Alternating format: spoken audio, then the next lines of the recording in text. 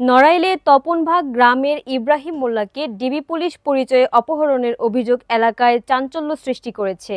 তবে তদন্তে বেরিয়ে এসেছে ঘটনাটি ছিল সাজানো নাটক। মোহাম্মদ নুরনবী সামদানির তথ্যচিত্রে বিস্তারিত জানাচ্ছেন লাবণী আক্তার। সদর উপজেলার তপনভাগ গ্রামের ইব্রাহিম মোল্লাকে ডিবি পুলিশ পরিচয়ে অপহরণের অভিযোগে এলাকায় চাঞ্চল্য সৃষ্টি হয়েছিল। তবে তদন্তে বেরিয়ে এসেছে ঘটনাটি আসলে সাজানো নাটক। পুলিশ যশোর থেকে অভিযোগের ভিকটিম ইব্রাহিমকে উদ্ধার করেছে এবং ঘটনায় জড়িত 4 জনকে গ্রেফতার করেছে।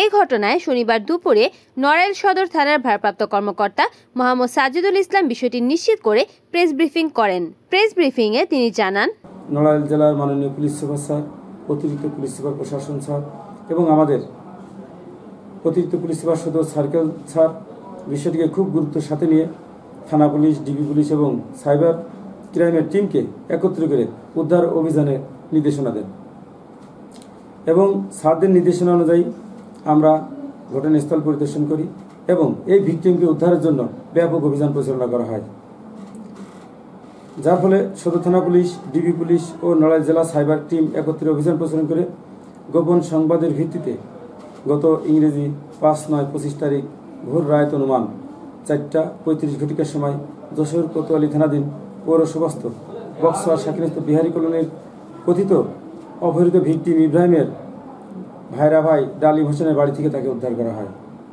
পরবর্তীতে ভিকটিমকে ঘটনার বিষয়ে ব্যাপক জিজ্ঞাসাবাদে তিনি জানায় যে এই জলমহলকে কেন্দ্র করে যাদের সাথে দ্বন্দ্ব আছে তাদেরকে মিথ্যাভাবে হয়রানি এবং তাদের নামে মিথ্যা মামলা দেওয়ার জন্য এবং বিভিন্ন লোকজনের কাছে দেনাদায়ী থাকায় তার স্ত্রী ও পরিবারের লোকজনের সাথে পুরস্কার যোগসাজশে পূর্ব পরিকল্পিতভাবে নিজেই আত্মগোপন করে এই নাটক সাজায়।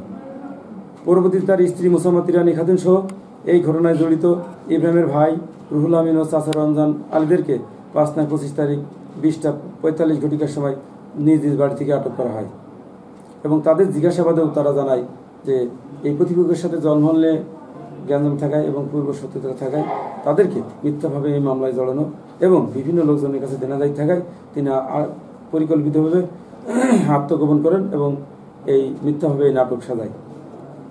ফলে তাদেরকে উদ্ধার করে এই মিথ্যাভাবে অভিযোগ দায়ের করে অপরপক্ষে হয়রানি করার চেষ্টা এবং পুলিশকে হয়রানি সহ এই জেলা পুলিশের ভাবমূর্তি রক্ষা হয় বা ভাবমূর্তি নষ্ট হয় এরকম কার্যক্রম করায় তাদেরকে আটক করে আমাদের থানায় একটি মামলা রুজু করা হয়।